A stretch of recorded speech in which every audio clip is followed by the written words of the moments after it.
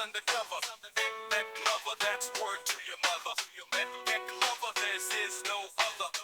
Bek Lover, he'll always be your brother. 'Cause he's Bek Lover, Bek Lover. 'Cause he's Bek Lover, that's word to your mother. 'Cause there's no other, there's no other. Bek Lover, he'll always be your brother. 'Cause he's Bek Lover, Bek Lover, Bek Lover. Bek Lover, he's always undercover. Bek Lover, that's word to your mother. Bek Lover, there's no other. Bek Lover, he'll always be your brother. 'Cause he's Bek Lover, Bek Lover.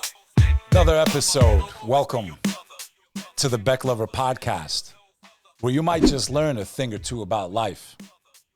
You never know who I'm going to bring on. You never know what the topic's going to be about. But every guest I've ever had on my show, since we started this podcast 4 years ago, has been interesting. And you have over 100 plus amazing interviews from people like Rachel Ray, the celebrity talk show host, to Carol Baskin from Tiger King, to Havoc of Mobb Deep, to former criminals and mafiosos who have changed their lives, supposedly, to people overcoming adversity, struggle, and strife. And today I have an interesting topic that has piqued my mind. I'm not here to pick on any religious denomination. I have respect for all faith. This is actually what I'm famous for. But I do believe corruption exists in all faiths, institutions, organizations. So today I have two new friends. I have Chris Ayub and Nathan Apfel, who have been investigating what goes on in fundraising and donations and non-for-profit organizations for over the last 12 years. They've gone after some of the biggest institutions here in the U.S. They've currently compiled a ton of footage and well-documented content, and they're getting ready to release a very powerful documentary that might show you exactly where your goodwill is going. So I'd like to welcome Chris and Nathan to the show. Let us know a little bit about where you're from, your background, how you two met, how you decided to start, what made you, want to get into all this and ultimately make a film to show the rest of the world about what might really be happening when people are putting their hand on their heart, their hope in God, and maybe sometimes even donating when they don't even have money. So my name's Nathan Apfel, 20-year veteran in the film space. I won a couple Emmys for a TV show that I worked on in my 20s. Been rated one of the top 10 worst directors of all time in Hollywood as well. And so I have my skills range, but I've always been a documentary filmmaker. I love being on the road. I love going to developing nations. I like to be in the back mountains of Honduras and Central and South America. I've gotten to sit with drug dealers back there. I've just had an awesome journey, and I've been raised a Christian. I was raised in a mega church in Los Angeles. And as I would travel around the world, I'd go to different churches, different seminaries, different religious institutions. And I would always come back. And as I got back to the States, my gut just was always kind of rumbling when I'd walk back into my church. And so I started asking very specific questions of leadership that just had to do with financing, and none of them would ever give me a straight answer. And so, And how did that make you feel, man? it made me angry. It didn't make me angry until a few people that I really respected, one passed away, and he helped build an organization, a religious church, a very successful one in San Diego, and they just shunned his family as soon as he passed away. And I'd written a poem about him when he died, and we had an animator come in and do, we made a children's book basically. And at his memorial, we sold children's books, and we raised something like 20 or 30,000 bucks. I can't remember because this is almost 20 years ago now, 20 or 30,000 cash. And it was in a bag, and I went up to hand it to his wife, and I was like, hey, this is for you, like whatever you need, because I know he didn't make much money. And the church came up and said, we need to take that money. And the church said, we want to distribute it for them in monthly payments. And I was like, F you, get away. Like, this is straight cash. And I handed it to his wife, and it really rubbed me wrong. And it was the first time I really looked at the institution as like, they are so money focused and so control focused that there's something here that I can't put my finger on. So you grew up in Southern California. Yeah, grew up in LA. Primarily in LA. And I just got back from LA. I was just there. I mean, I've been there many times, and I'll be back in less than a month probably. So It just doesn't strike me as a place that's religious, man. Oh, there's Is a there? lot of mega churches in Los I Angeles. could understand Orange County. Yeah. They're more conservative. But I Yeah. feel like LA itself, except for Scientology, which I saw everywhere. Other than that, Yeah. is there a lot of religious people in LA? There's a lot of non-denominational churches. What does that mean, a non-denominational church? Let's just say somebody doesn't understand anything about what we're talking about today. Yeah. So the show looks at the nonprofit sector as a whole, but then it dives down on Christianity. And people ask, Nathan, why are you hating on Christianity? We're not hating on Christianity. I just expect more from the faith that I was raised in than I expect from government and from other religions. I expect my religion to be or my faith to be the standard that they preach out of their pulpits or preach to the Christians that show up and sit in their pews. That hits home, and I just want to touch on that just to clarify for anyone that may be listening of the Christian faith, any denomination. I've dealt with this in other ways. The doctrine of most faiths, the Bible, the Quran, the Torah, their rules are pretty clear for the most part. Don't take what's not yours. What's intended for what's intended. When people donate, like in Islam, it's called the niyyah, which means the intention. So I can make the intention to donate. God forbid the mosque doesn't do what they're supposed to. I still get the reward from God. What they did with it, it's on them. To clarify on your behalf, to anyone that may be, you're not attacking Christianity because you still consider yourself a Christian. You love Jesus Christ. You believe in Christianity. You want to try to follow that faith as best as you can. And in essence, you feel like you also want to protect that faith. Because I agree with you. If something like that happens, you believe in a pastor or an imam or a rabbi, you're putting a lot of trust in this person because you're looking up to them not just as a spiritual leader, but as someone as a moral compass, as an example, as a leader. And if you can prove or you've experienced where it's not about them caring about us like we're their flock, in essence, it's about milking us so that they can live better lifestyles, then that would leave a very bad taste in people's mouths, and it would push people further away from Christianity. The same way a terrorist, when they do whatever they do, would make people think that this is what the religion of Islam is about when it's not. But it would leave such a bad taste in your mouth that it would create animosity. You may not give your faith a chance. So it does a lot of damage. So you're not here to attack. I want to clarify. You're not here to attack or put down Christianity in any way. But maybe some of the people that we look up to as leaders, and I look up to Christian leaders too. Some of my favorite speeches I ever heard in my life were from T.D. Jakes. Motivation-wise, phenomenal speaker. He's given sermons where I've cried because I was in a low point in my life, struggling, and I'd hear him speak, and his words uplifted me and gave me some strength, regardless if I'm a Christian or not. Right? So there's a lot of good that comes out of that. But then the harm is when these people might lose our trust. And what you're talking about is probably the most obvious and quickest way to see, are you in an organization that actually cares about that community, or are they all about the dollar? And I think in essence, that's kind of what you two are working on. Does that sound about right? Just to give some background. Correct. Yeah. We call it, professor out of the University of Indiana, Ryan Burge, calls it religious economic theory. And non-denominational Christianity in particular in the West has fallen into this, it's a trap. It's a financial trap. And it's basically, once you play this game, and this goes back to your question about denominationalism or non-denominationalism, non-denominational churches are their own entities. We consider it the Wild West, right? It's a single pastor or a small group of individuals that are like, we want to start a church. The sky is the limit for them because there is no external accountability practices.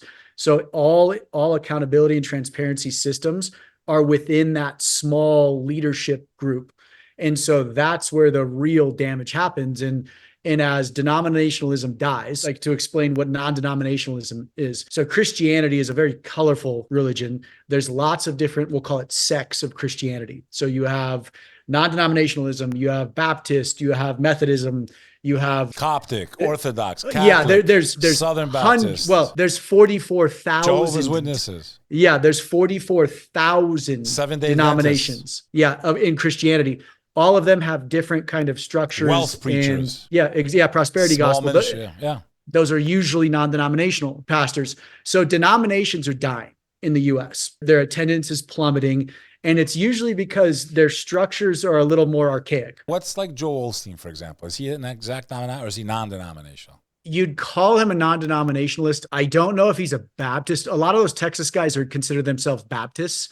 But when you walk into their church, you're like, there's nothing Baptist about this, you know? They have some Baptist influence. I mean, those churches are the size of stadiums, man. Oh yeah. Literally. He purchased a stadium. And I've driven past some of them. I was actually born in Texas, but I didn't grow up there. As someone that worked in sales, I am a motivational speaker myself. I see more of the motivational speaking in a guy like that than I do the spiritual component, in my opinion, just right up surface.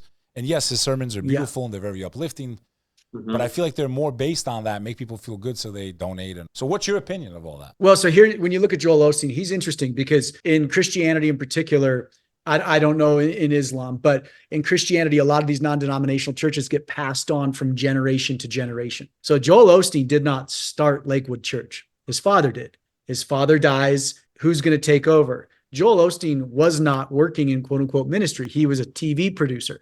And so when you look at what Lakewood, his church has become, or his father's church has become, it's a TV station. Yeah. So he took over, he got to take over an already successful church with an already built-in donor base And grow. And then he added the TV element to it and he grew it. It's not rocket science. So when people go, oh, God blessed him, it's like, no, he's just a smart TV producer. He's a good marketer. Who had an audience. Like, this isn't rocket science. It's kind of like Jimmy Swaggart. Yeah, exactly. Infamous case, Exactly. you know, where people forget where that comes from. Like when you used to watch reruns of Married with Children with Al Bundy, and every once in a while he'd go, I have sinned. But that's when Jimmy Swaggart got caught, unfortunately, doing things that are extremely morally wrong with women in hotel rooms. Didn't lose his job. Still ran that ministry. I think his kid took over or something. Or I think he's still around, actually, if I'm not mistaken. Or did he pass? No, he's still around, I think. Swaggart, I'd have to do Swaggart. We're not exploring Swaggart in the show because he's a whole. But he's non-denominational. Is he also non-denominational, or is he more Baptist? Or I mean, I know it's hard to keep track of everything. So yeah, I would have to look. The non-denominationalism really spiked in the 70s. So when I say denominationalism's dying, non-denominational is climbing at the same rate. And so in denominational systems, you have structure. There's some hierarchical oversight and accountability. So if I was like, let's say a Baptist or a Methodist, and I felt my preacher was doing something wrong, I could go up that hierarchical chain and demand accountability. Would I get it? It's kind of up in the air, but at least there's some oversight. In non-denominationalism, it is the Wild West. It's how, if you're a good salesman, if you're good at speaking, if you're good at raising money and you want to start a church, you're stoked. like the movie A Leap of Faith with Steve Martin. Ooh, I haven't seen that one, and I love Steve That's Martin. exactly about what you're talking about. You actually need to watch that movie. Have you seen it, Chris? I will watch it. Did you see it? It's been a while. I know exactly. So what it's you're talking about this traveling non-denominational church, and he dresses up literally like a showman. He puts on this fiery show. The donations come in. They show you the shady side of it. Like, he doesn't really care about these people. It's all about the money. He eventually has an epiphany and changes his ways, basically, is what the movie's about. So, Chris, tell me a little bit about yourself. So a little bit about me. Was born and raised right here in Dallas, Texas. My father came from Lebanon. My mother's from Puerto Rico. I'm the youngest of three. How far are you from Carrollton? Oh, just 10 minutes. Okay, I need you to go to Joe's Pizza. It's the best pizza in Dallas. It's in Carrollton, Texas. I know exactly where it's at. You're going to walk in. You're going to ask for Papa Joe. He looks like Super Mario. He's a short, very nice, kind man. No, I'm serious. A very nice man, little pudgy, cute guy, sweetheart. You're going to tell him Bek Lover sent you, and you're going to get a free slice of pizza, the best pizza in Dallas. Now, carry on. I'm sorry for interrupting you. All right. I love it, and I love pizza. I did my undergrad at the Air Force Academy. I wanted to serve my country, especially with my father being from Lebanon and really seeing what not having freedom is in a war-torn country. I really wanted to serve America. It was a lot of my father's dream of him living the American dream is raising a son to go serve his country. So I went to the Air Force Academy. I later cross-commissioned to the Army. I'm an Operation Iraqi combat veteran. I did 64 missions. Got my MBA. I've worked at companies like Morgan Stanley, KPMG, and most recently was the president of a large national real estate management firm. And we had our own proprietary software platform. I stepped aside from the day-to-day of that, and I had met in the industry this gentleman who said he had a friend that was doing this docuseries called The Religion Business, and he thought we'd be a good match. And so Nathan was at a point where he needed to take on a partner, and I'm the executive producer, somebody to team up with him and get in the trenches. Because Nathan didn't want to create this to just talk about a problem. He wanted to bring a solution to it. And so that really attracted me to this. And so we're developing a software platform. So you think about it as the docuseries is the education. It's the chlorine shock to the very dirty jacuzzi that is the religious institutions. And so what we're doing is identifying several loopholes, several concerns and issues with the educational aspect of it. Because you have to unpack a lot. I mean, you're going to you're going 3,500 years back to how we got to where we're at today. And then put together a software platform. And the software platform is a place where nonprofits, the end beneficiaries, and donors can all engage. So you have the engagement aspect where you can communicate, because only 3% of donors ever actually follow up with where's my money being used, how's it being used. So it allows that. It allows to facilitate donations as well too. So it's got that dimension. And I like this because if you guys are successful with this, and I want you to finish, so please hold that thought. Yes, sir. You're going to help massively end the corruption that may be in all of this for every faith. I would want this for my denomination. So the fact that you two are making a film about this and you're offering a solution shows me that your intents are not malicious or shock and awe. Let me just make a film to rile up the people of these denominations. No, it's like, we love our faith regardless of denomination. We all believe in Christ, and we want to offer a way to protect you. And basically, you want to hope, I think, would hope that this film's going to inspire the congregations of all these denominations and non-denominations Absolutely. to demand whatever solution you may provide. Is that correct? Yes, sir. And I would say the one word to describe where we're coming from is love. We're coming at this from a place of love. The third element to this that's really important is that there's documentation for transparency and accountability. How's the money being used? How much money goes to salaries? How much are your top people making? How much is being used per mission? What is your specialty? What is your alignment? Like, because I, as a donor, could be very passionate about a subject, social issue such as malaria. And then I want to team up with nonprofits that have malaria so that I can get matched up to help eradicate malaria. But then I know how that money's being used. So the system we're building puts together a calculated number based off how much data the nonprofit provides. They get a transparency rating.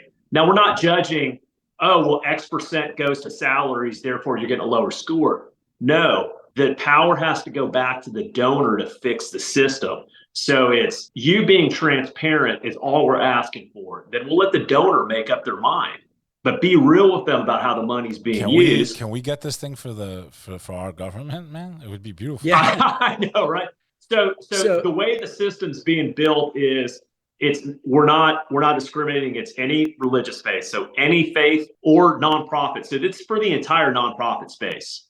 So like just in the US alone, we got 1.8 million nonprofits. So that's between secular. On the religious side, it's about 400,000 churches that we have in the United States. But all these other nonprofits, world hunger, human trafficking, malaria, tuberculosis, infant mortality, all these social causes, we want everyone to participate in it, because the problem we have, Beck, is people come in with good intentions, say, hey, I want to eradicate social issue A. Well, they get in there, but as soon as that problem gets solved, you lose your revenue source, you lose your identity and such. And so I'm very inspired by a conversation that happened in 2021. This UN development economist went on Twitter and was trying to pick on the world's richest man, Elon Musk. And he's like, hey, Elon, why don't you solve world hunger for $6 billion? And you know what Elon said? He goes, I'll tell you what, articulate to me on this thread how for $6 billion, we're going to solve world hunger. I remember that. And I have one open source accounting for the public to see how the money's being used. And I will sell my Tesla stock tomorrow and end world hunger. And it didn't happen because everyone is scared of this open source accounting aspect. Is it kind of like blockchain? So that it's been compared Universal to that. ledger, kind of. Very interesting. I mean, what we're doing is just basic open source accounting, be able to see the books, be able to see how the money's being used, and for donors to be educated on multiple levels. You know, you'll be able to see the percentages from a big picture, but then you can actually, you know, open up a P&L and actually see line by line how money's being used. And how far along are you with this? So we go into beta testing at the end of next month. Okay, so it's around the corner. We plan to release a software application in conjunction with when the docuseries gets released, which is going to be between Thanksgiving and Christmas time. So this docuseries, do you know where we might be able to view it when it comes out? Do you already have a deal, or? Nathan is an Amazon producer, so we have that as an option. However, our goal is we want to get this to as many people as possible to see, because this has to be a global change. We're not just trying to make changes in the United States. We're trying to make changes across the world. So we want as many eyes on as possible. So we will be having discussions over the next 4 months with various distribution platforms and channels. This will be a global release. And the most important thing is making sure, I believe slow is fast and hard is easy. So take the time it needs to take to get things right. Take care of all the hard stuff up front. So everything else will fall into place later. So we're not controlled by anyone on the outside. This is just me and Nathan are the only people involved in this. We don't have to we don't have to release it at Thanksgiving. You know, if it ends up making most sense to get most eyes on it and biggest change, and we have to wait till March to make sure we have the right distribution partners and our software is what it needs to be to take it out to market, you know, we'll take the time it needs to take to make sure we're effective. And that's it. Do you have a name for this project, the documentary? Yeah. The documentary is called The Religion Business. It's a good name. It's pretty self-explanatory. It's straightforward. To give you the scale, Beck. What about the app? Does the app have a name yet, or you can't talk about it? Yeah. It's called Broken Shepherds. Okay, I like it. Because we're all broken and we need accountability.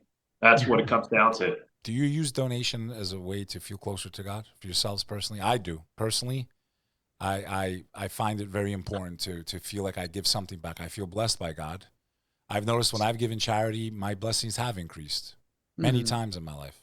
So is it something that's important to you too, like just in your personal life, donating money? It is. It is. You just want to make sure it's going to the right place. It's a lot less important for me to have it documented on my tax return and for it to go to where I don't know where the money's going than to me to help people who are in need, right? Because there's this concept of donating for the write-off, donating for, and it makes sense, like it does, right? I mean, donating for the sake of glamour, donating for, you know, don't let the left hand know what the right hand's doing. So for me, it's I help a lot of people and I'm very generous. I want to know where that money's going because I've worked very hard for that money and I want to make sure that people are actually utilizing it for real impact. I think this is great, man. I'm excited about this. I really hope you guys make a big noise with this. I think you will. I think if this is distributed on one of the large distributors like Netflix or something, I think a lot of people will tune in. I know I would.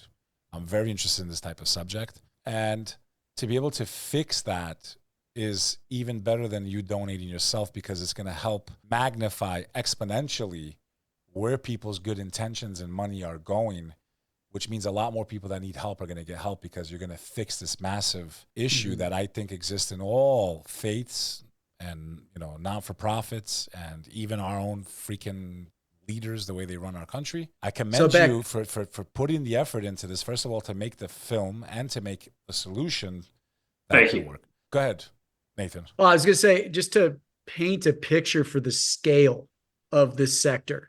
So individual donor giving annually into the nonprofit sector is 1.42 trillion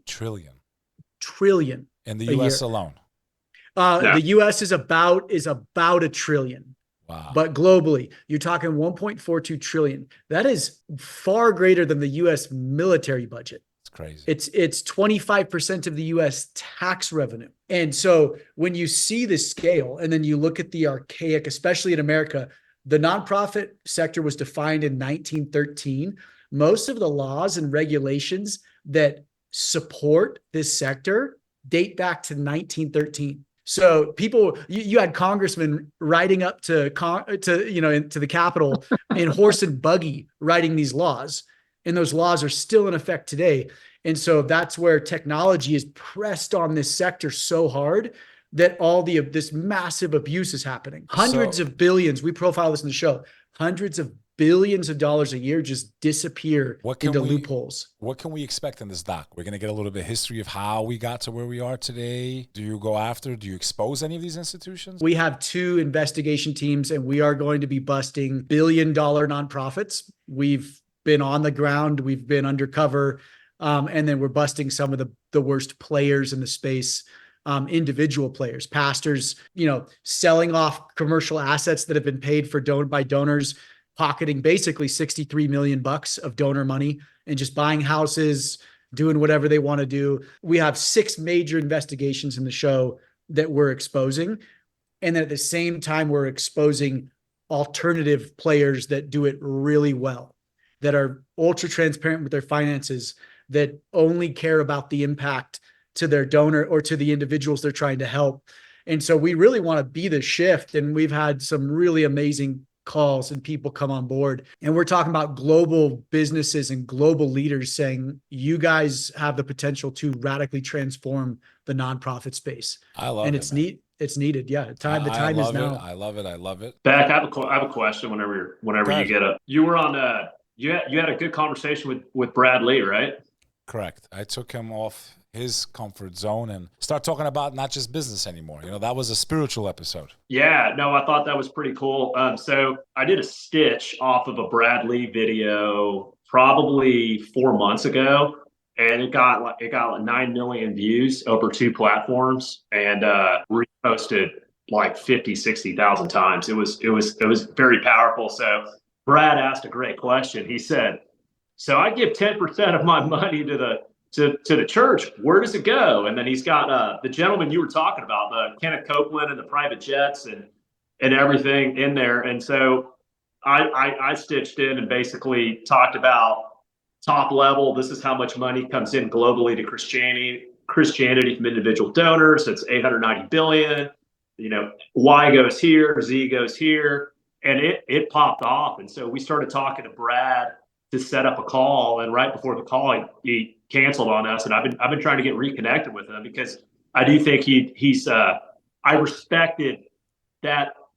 You know, he doesn't need to take on a topic like that. He's doing really well. For him to care that much and to call something out like that, I thought was really, really great. And I thought that the fact that our video got 9 million views combined, between on our end, that I felt like we'd have some good synergy together, do something together. So we'd still love to hook up with Brad and connect. We just kind of lost touch with him. I'll send him the clip, and if he takes the bait, then I'll do it. But I mean, if you have his contact info, it's the same info. Yeah, I have, and he has the clip, and he was interested in talking, and then canceled. Well, he might be now. Maybe now, since I kind of doing some cool stuff with him. But yeah, I'll bring it up, man. I'll bring it up if I appreciate that. next time I go to Vegas. One last thing I want to. Go ahead. Go ahead. Oh, I was gonna say, Beck, you'd get a kick out of this. We're permanently banned on TikTok. Why? They didn't even what do you call it when they like Repeal? Give you a warning. They didn't suspend. Yeah. They didn't give us warnings. They didn't suspend us.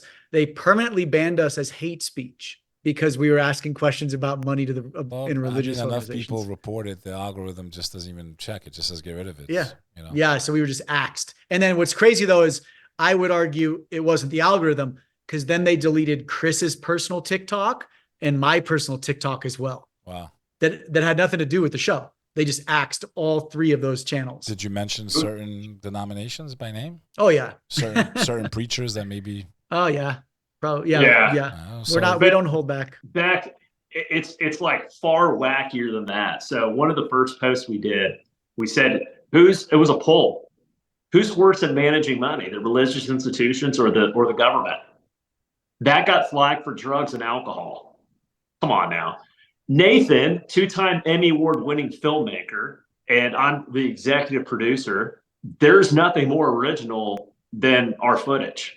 Like, we actually do our own footage. And we got hit for unoriginal footage and content. Like, just ridiculous stuff, right? You know, it just doesn't make sense. Have you done other podcasts besides mine? Am I going to be online tomorrow after posting this? Yeah, no, we've done several. Have they been up for more than a couple weeks, couple months, couple years? Yeah. Big shows? We were on Sean Kelly. Yeah, I was just on his show also. Yeah, and Sean's got over 11 million followers on Instagram. He gets over 100 million views. We're working on Tucker Carlson, and so we're open to anyone.